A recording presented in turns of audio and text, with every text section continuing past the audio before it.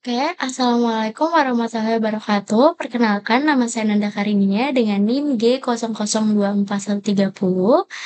Saya dari kelompok B4.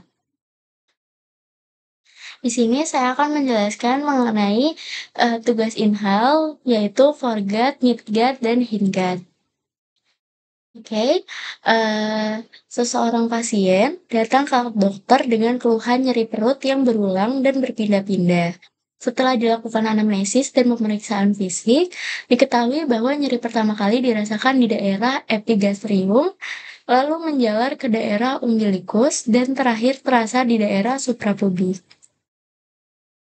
Dokter menduga bahwa pasien mengalami masalah pada saluran pencernaan yang melibatkan organ-organ dari foregut, midgut, dan hindgut. Soal yang pertama adalah sebutkan pembagian organ-organ yang termasuk dalam foregut, midgut, dan hindgut. Yang kedua, jelaskan pembagian suplai vaskular utama dari masing-masing bagian tersebut. Dan yang ketiga adalah sebutkan persarafan utama dari foregut, midgut, dan hindgut, serta jelaskan bagaimana nyeri visceral dapat menjalar sesuai distribusi saraf ini. Baik, saya akan menjelaskan satu persatu. Yang pertama adalah foregut. Nah, ini adalah foregut. Foregut itu organnya adalah esophagus distal, lambung, duodenum, hingga bagian kedua, terus ada hati, pankreas, dan kandung empedu. Fungsinya apa?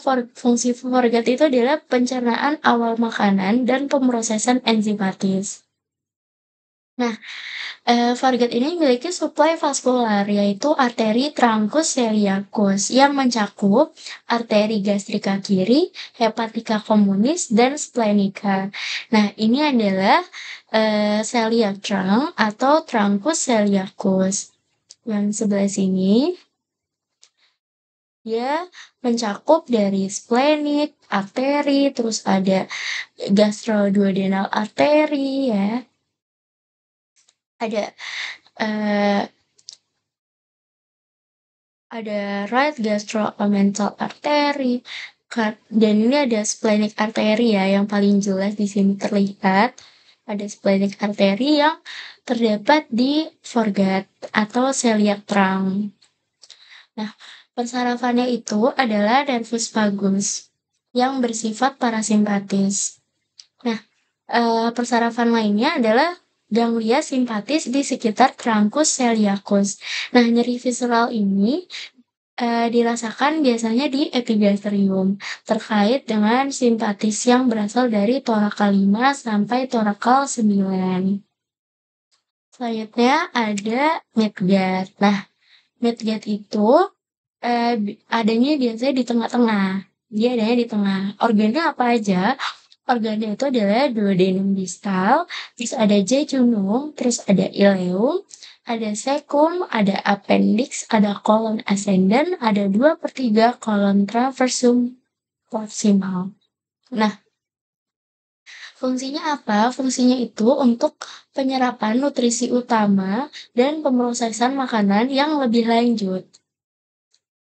Nah, suplai vaskularnya itu adalah arteri mesenterica superior atau biasa disebut IMS yang mencakup arteri pancreaticoduodenalis inferior, terus ada jejunal, ileal, dan kolika kanal. Kolika kanan. Nah, ini adalah superior mesenteric arteri yang ada di midgut yang sebelah sini. Itu terdiri dari middle colic artery, right colic arteri, ileal colical arteri ya. Oke. Nah, persarafannya apa? Persarafannya itu adalah nervus vagus yang bersifat parasimpatis dan juga ganglia simpatis di plexus mesenterica superior. Nah, nyeri visceral dari daerah ini dirasakan di umbilikus terkait dengan simpatis yang berasal dari torakal 10 sampai torakal 11. Nah, persarafan di midgut sama di foregut ini hampir mirip ya, karena ada di nervus vagus dan ganglia simpatis. Cuma kalau foregut itu di ganglia simpatisnya itu di sekitar truncus celiacus, kalau midgut itu di plexus mesenterica superior. Nah, selanjutnya udah foregut, midgut, sekarang adalah hindgut. Nah, hindgut itu ada di paling bawah. Nah, organnya apa aja? Organnya itu ada sepertiga distal, kolon transversum, ada kolon descendens, kolon sigmoid, rectum, dan saluran anal atas. Nah, fungsinya apa? Fungsinya itu untuk menyerap air, terus membentuk feses, terus mempersiapkan pengeluaran.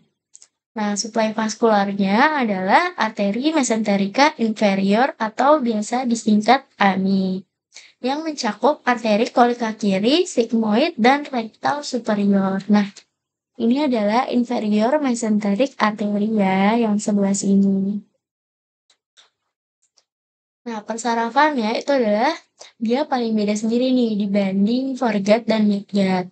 Kalau hindgut itu persarafannya adalah nervus plumbicus pelvis yang bersifat parasimpatis dan ganglia simpatis di plexus mesenterica inferior. Nah, nyeri visceral dari daerah ini biasanya dirasakan di suprapubik terkait dengan simpatis yang berasal dari torakal 12 sampai lumbal 2. Nah, ada juga mekanisme nyeri visceralnya. Nah, nyeri visceral itu biasanya muncul karena organ-organ pencernaan tidak memiliki serabut sensorik nyeri langsung. Nah, reseptor nyeri ini diaktifkan oleh distensi, iskemia, atau inflamasi yang mempengaruhi dinding organ. Sinyal nyeri ini ditransmisikan melalui serabut simpatis menuju medula spinalis dan kemudian dirasakan di dermatum yang sesuai.